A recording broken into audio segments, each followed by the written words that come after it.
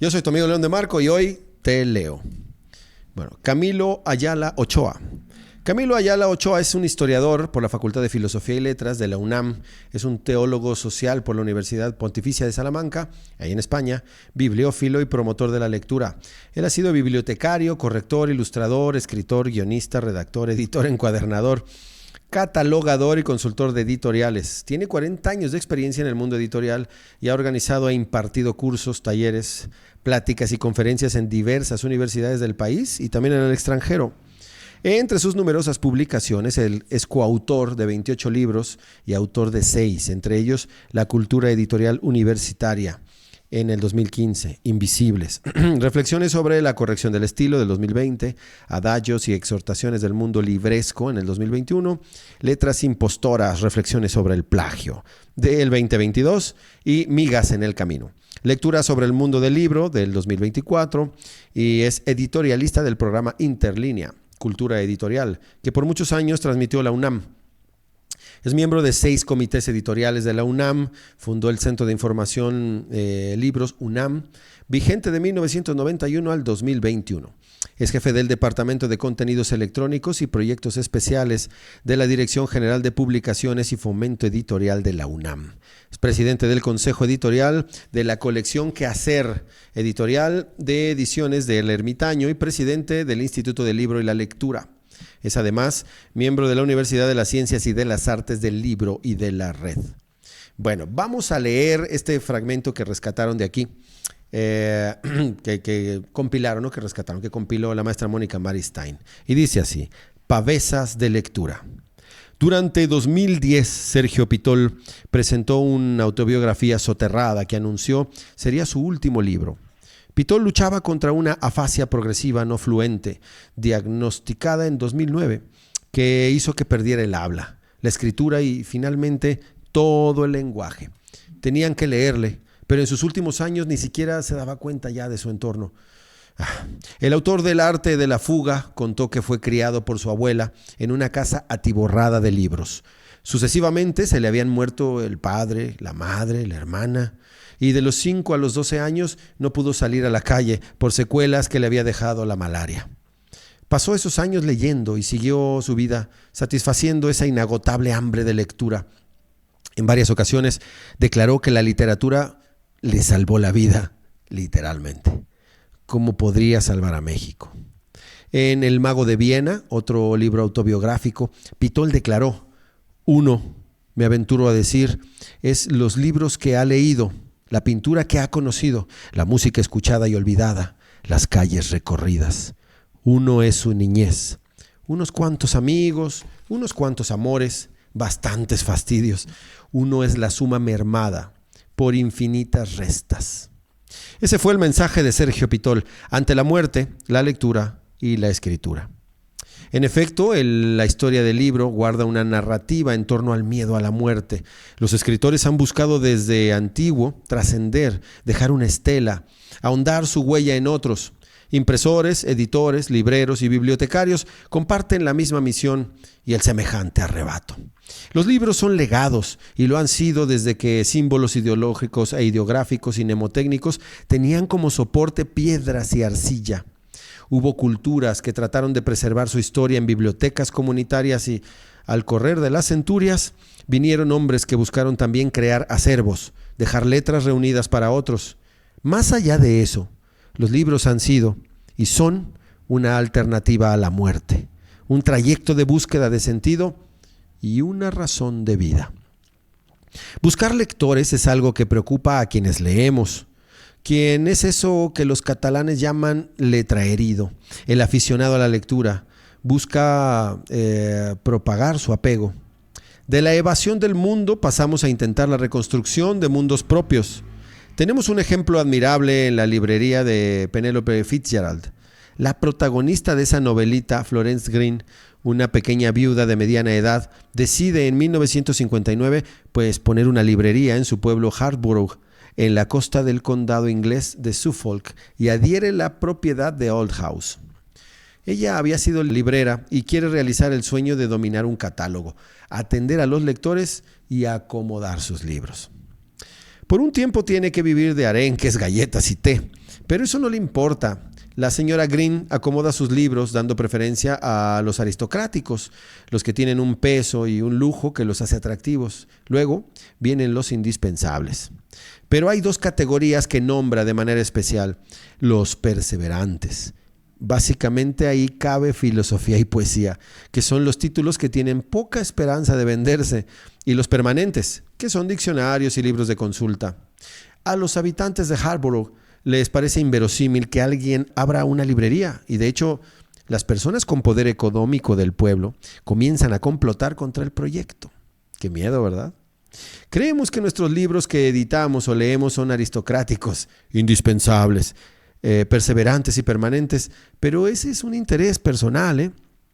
En el fondo, sabemos que solo nosotros sustentamos nuestras colecciones y que son fugaces. Quinto, Horacio Flaco nos dejó escrito que polvo y sombra somos.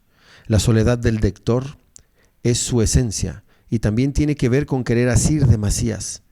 Los libros nos rebasan, como decía Ibn Jaldún en el siglo XIV. Citado por Gabriel Said, los demasiados libros sobre un tema hacen más difícil estudiarlo. Ya Ortega y Gasset en 1935, en la conferencia Misión del Bibliotecario, señalaba la impotencia de un autor que no puede leer todo lo que querría y debería leer. Alguna vez el editor Jorge Avendaño Inestrillas exhibía su preocupación por los escasos lectores, más que por los demasiados libros, y veía como una de las razones la prioridad de llevar a la mesa un alimento en vez de un plato de versales y versalitas. Todo el que invita a la lectura o recomienda libros en su entorno, incluso escolar, sufre de escasa respuesta. No es que las personas por lo general valoren otros intereses, no, sino que no consideran necesaria la lectura. ¿Para qué? Hace muchos años, en una imprenta cuyo nombre hemos procurado olvidar, allá por el rumbo de donde estuvo la Garita de la Viga en la Ciudad de México, me pasé más de una hora hablando sobre las virtudes de colaborar en la cultura de la población, en el desarrollo del país, en un futuro promisorio para todos. Esa era la dignidad y el valor de nuestro trabajo en el entintar, doblar y alzar papeles, encartonarlos y enlomarlos. Me había pedido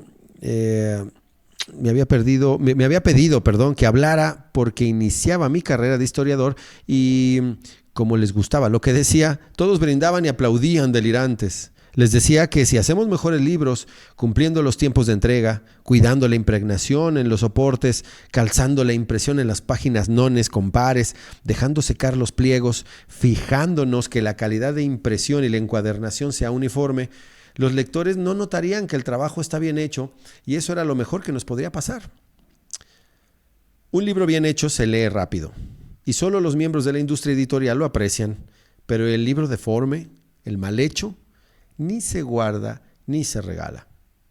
Les comenté que si trabajamos desde esa mística, podrían criticar al autor de nuestros libros, podrían no estar de acuerdo con lo que decía, y hasta en cómo lo decía, que eso era al fin y al cabo responsabilidad del autor y del editor, pero que sin importar tramas o temas, los lectores no deberían decir que su libro no estaba bien hecho, que hasta era bello.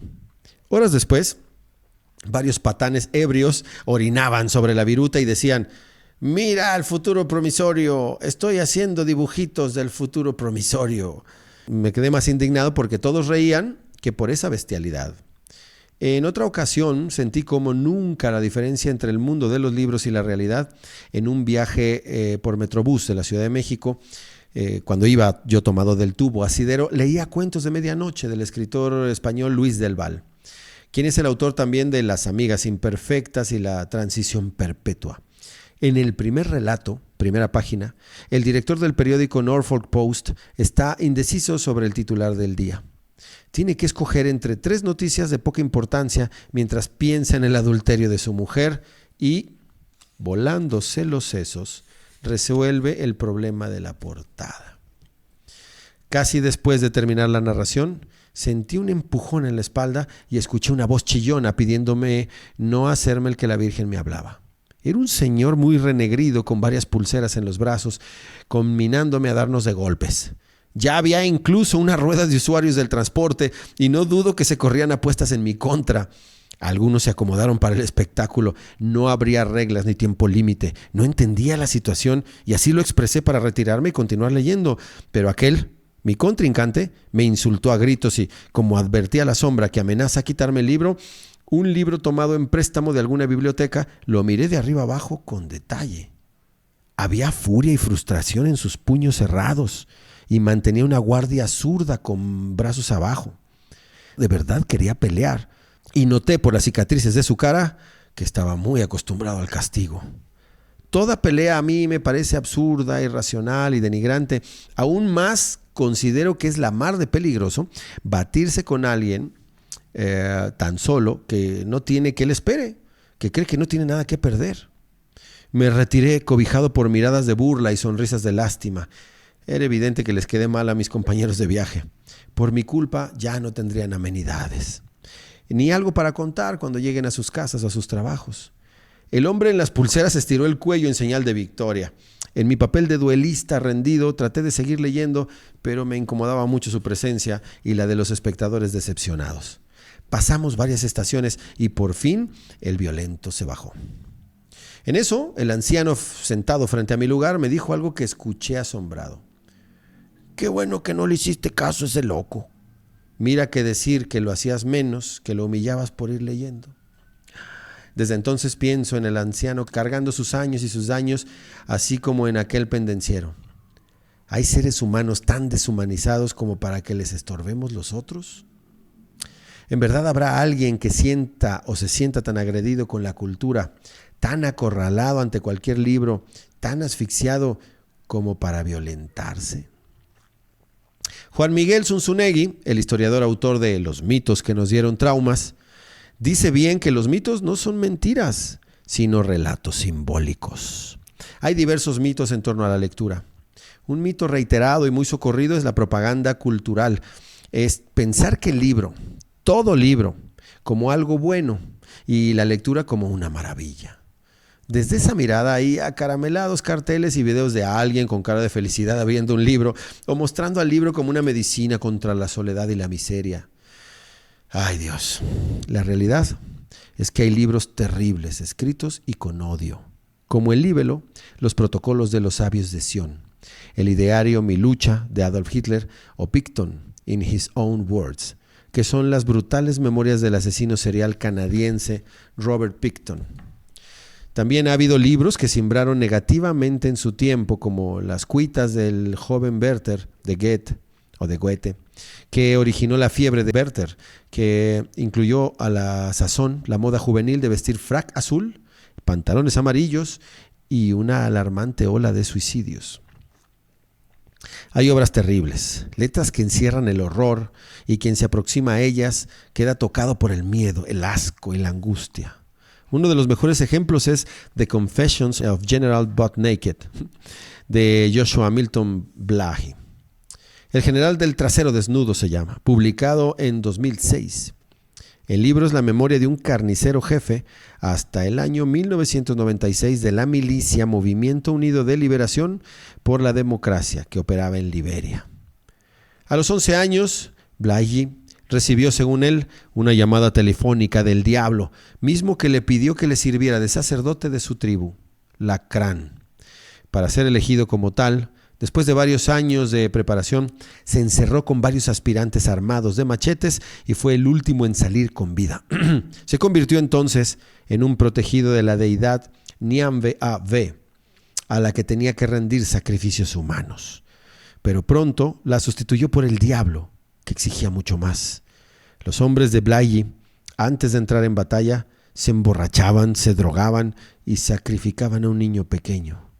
Lo abrían por completo para beber su sangre y comerlo. Blahyi se desnudaba porque eso lo hacía invisible e inmune ante las balas. Por lo menos así lo creía. Solo se dejaba los zapatos y empuñando un machete entraba a una aldea.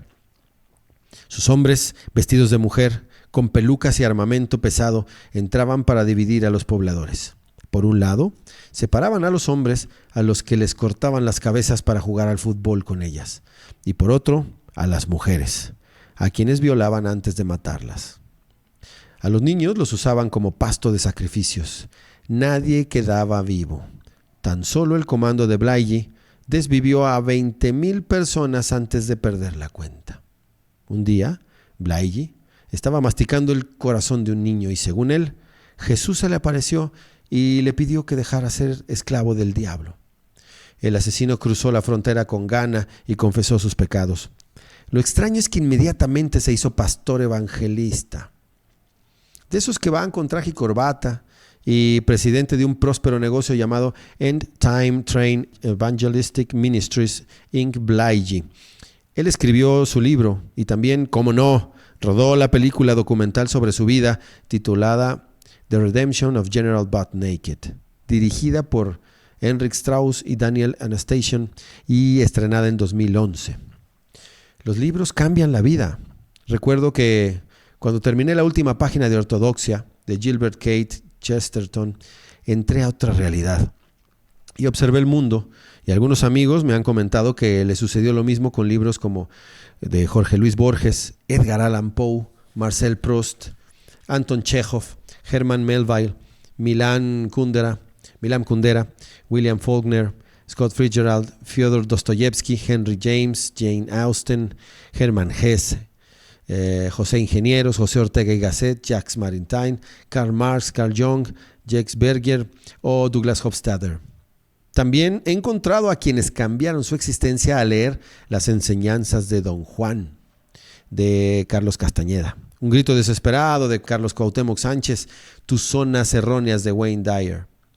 ¿Quién se ha llevado mi queso? De Spencer Johnson, o Usted puede sanar su vida de Louis Hay. Son estos últimos los libros de los llamados de autoayuda, que para algunos son esenciales y son lo único que leen y lo hacen varias veces. A veces ocurre en efecto que uno encuentra un libro transformador, que conmueve de tal manera la existencia que los días son distintos y se mira el futuro de otra manera. Para Franz Kafka, un libro tiene que ser el hacha que rompa nuestra mar congelada. Bajo ese tono, el lema de la colección Pequeños Grandes Ensayos de la Universidad Nacional Autónoma de México es: lee este libro porque puede cambiar tu vida. Un cambio enorme por la lectura le ocurrió al español Bernardo Francisco de Hoyos y de Seña. En 1933, cuando tenía solo 21 años y siendo estudiante de teología en el Colegio de San Ambrosio de Valladolid, le pidieron copiar unos fragmentos del libro De Cultus Sacratissimi Cordis Dei Jesu, del padre José de Galifet, cuya lectura le produjo una sed inacabable de Dios.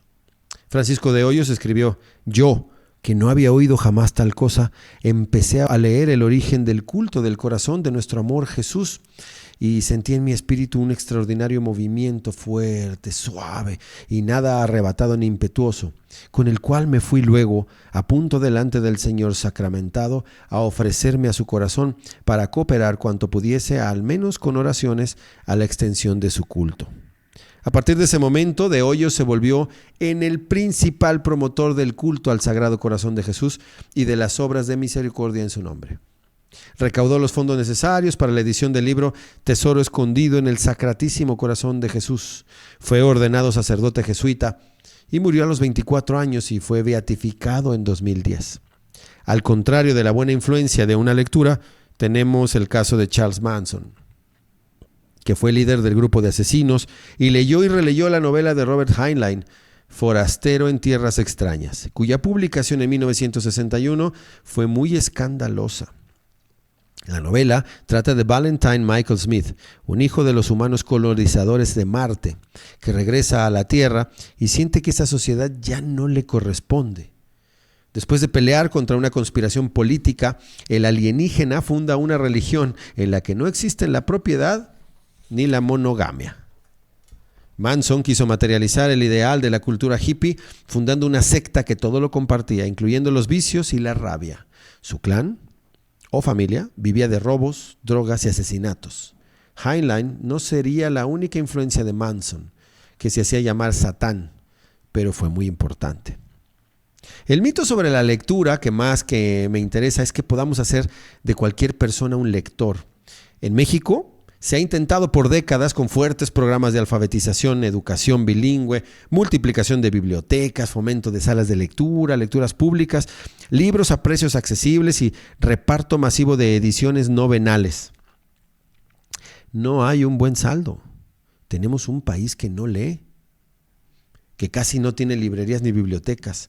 Nos quejamos de las pocas lecturas que tienen los universitarios y las instituciones de educación superior culpan de esa situación al bachillerato, que a su vez responsabiliza al sistema de educación, claro, pero al sistema de educación secundaria, que señala que las fallas de los maestros son las de los maestros de primaria. ¿De qué es malo el escribiente? Le echa la culpa a la pluma fuente. Está buena la frase. La UNAM sigue recordando las jornadas vasconcelistas de la década de los 20, 1920, en la que entregaron clásicos como Platón, Sófocles, Eurípides, Esquilo, Plutarco, Dante, Shakespeare, Cervantes, Tolstoy o Goethe. Conocí una familia indígena que decía resguardar un códice prehispánico y tras prometerles guardar el secreto de su ubicación, me enseñó un cofre con una de esas ediciones verdes de Plotino. Los más viejos no podían descifrar la obra porque no sabían leer. Y la mayoría de la familia a la mayoría nunca se le había permitido ver el ejemplar. Intuyo que alguien elaboró ese fraude que se convirtió en afirmación. Miro a través de la ventana del automóvil y pienso en la librería Laberinto de Tinta que hace años unos jóvenes abrieron en la colonia tabacalera de la Ciudad de México para cerrarla unas cuantas semanas después. La indetenible renta venció al entusiasmo, y es que si una pequeña librería no vende al menos 200 libros al mes, pues no puede sostenerse. La cifra no parece difícil de alcanzar, ¿no? Pero pronto demuestra su condición de imposibilidad entre una población a la que no le interesa la lectura. También recuerdo un muchacho que llegó a mi oficina rogando que editara su poesía, argumentando que después de estudiar literatura no encontraba trabajo y sus padres lo presionaban para que se independizara. Pensaba que podía vivir de las regalías mensuales. Como pude, le hice ver que un escritor difícilmente puede sobrevivir de la venta de sus escritos y que cualquier tiraje que se proyectara no sería suficiente para una manutención. Era espantoso el abismo entre la ilusión de aquel joven y los libros académicos que al año reportan cifras de 12 o 20 ejemplares vendidos. Veo en la calle a dos niñas de 7 u 8 años, apenas vestidas, mugrositas, tratando de lavar el parabrisas de una camioneta ante el gesto despreciativo de una mujer con abrigo blanco y lentes negros. Las niñas se mueven como jugando, pero les es difícil el manejar el agua jabonosa y quedan mojadas. La conductora baja su vidrio y en su mano pues lleva un peso.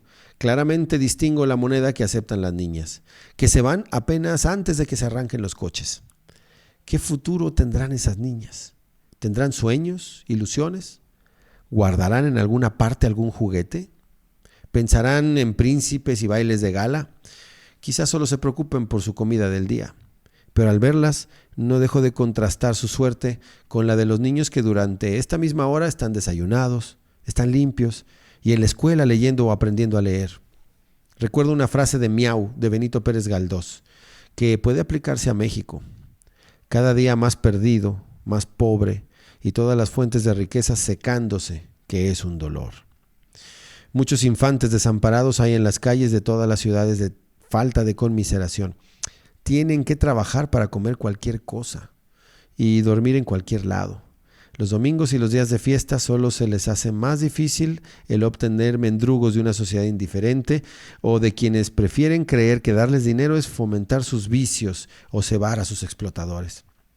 No hay voces indignadas a favor de estos niños que enfermos, descalzos y helados y con la mira llena de angustia, ya adulta corren tras los coches para vender mazapanes o estirar la mano.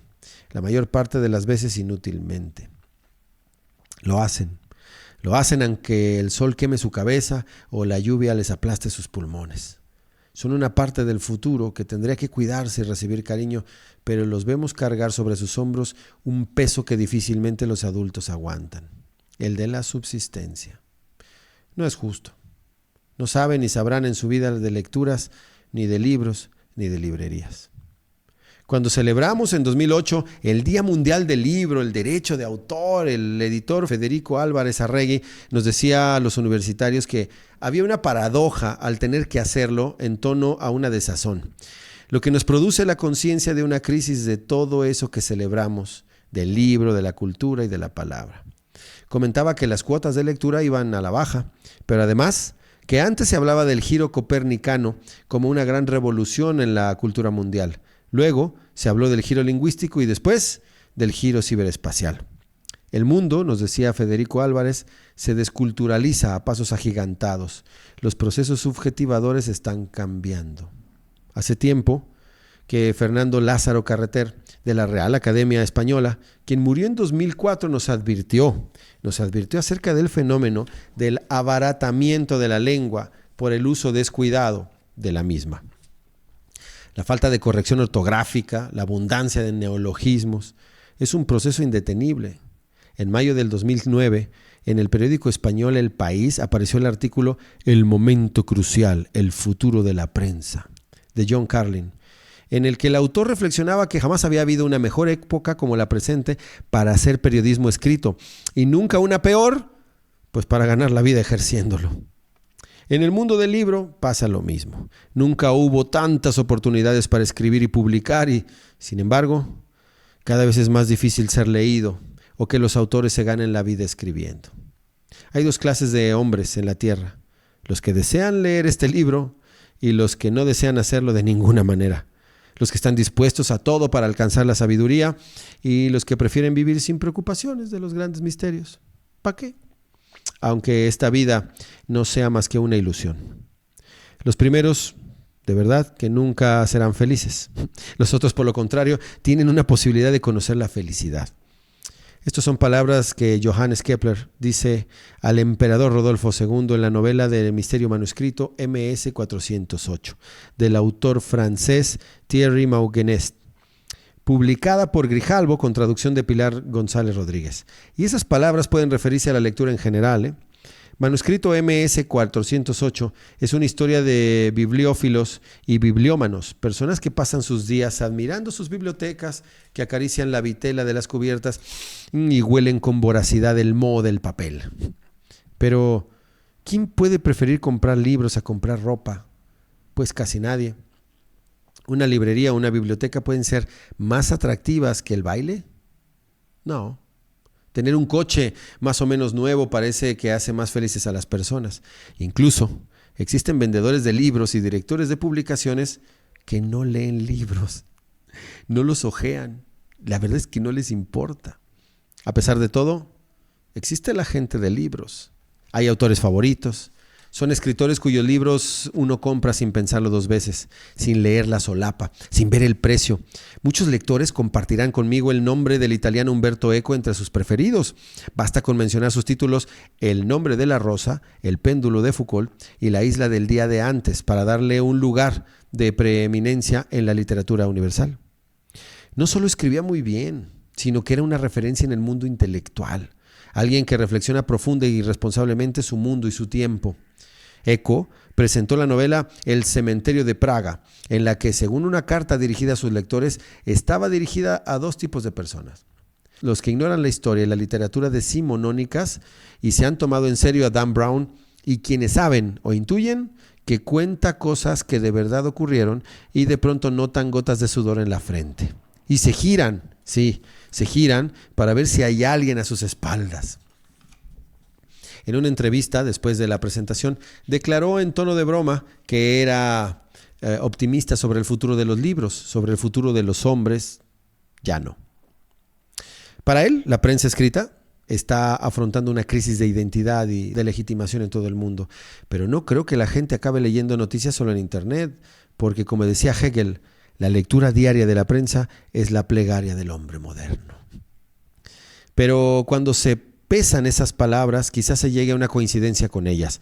Se ha escrito mucho de la muerte del libro, del advenimiento de una cultura escrita transmitida por medios electrónicos, pero lo que no está claro es que la humanidad persista. No se trata de dar credibilidad a los mensajes apocalípticos, sino de señalar la cada vez más evidente deshumanización de la civilización.